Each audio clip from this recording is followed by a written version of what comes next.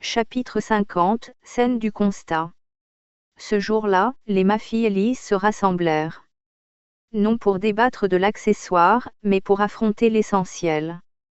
Le constat s'imposa rapidement, unanime, sans cri ni opposition, la situation était mauvaise. Pire encore, elle était bloquée.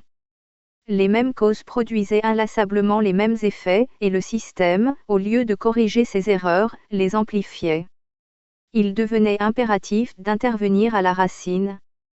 Les Athéniens échouaient désormais non par manque de volonté ou d'intelligence, mais parce que la complexité des problèmes entremêlés rendait toute réussite impossible.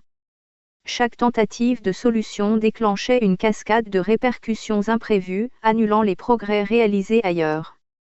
Le test n'était plus juste. Il n'était plus athénien.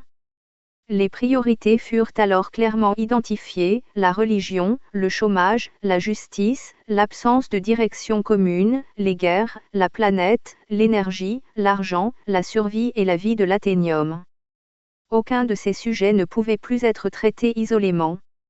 Les Maphiélis s'en convinrent, c'était précisément cette fragmentation qui avait conduit à l'impasse.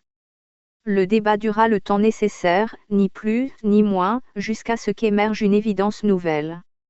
La solution ne pouvait avoir de frontières. Chaque problème devait être abordé comme un élément d'un même ensemble, chaque réponse pensée pour croiser les autres, s'y compléter, cohabiter avec elles en parfaite symbiose. Non plus un empilement de règles, mais un écosystème, sûr, fiable, efficace. Un système vivant. Une seule condition fut posée, non négociable, le volontariat général.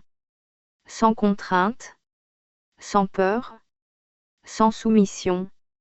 La réunion prit fin par la rédaction d'un mode opératoire précis.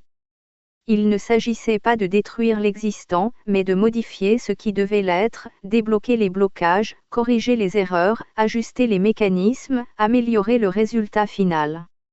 Les projections furent sans appel. Le nombre de tests réussis augmenterait de manière exponentielle. Et, par un effet rebond, cette réussite collective apporterait une qualité de vie plus digne, tout en retirant, simultanément, au mal ses raisons même d'exister.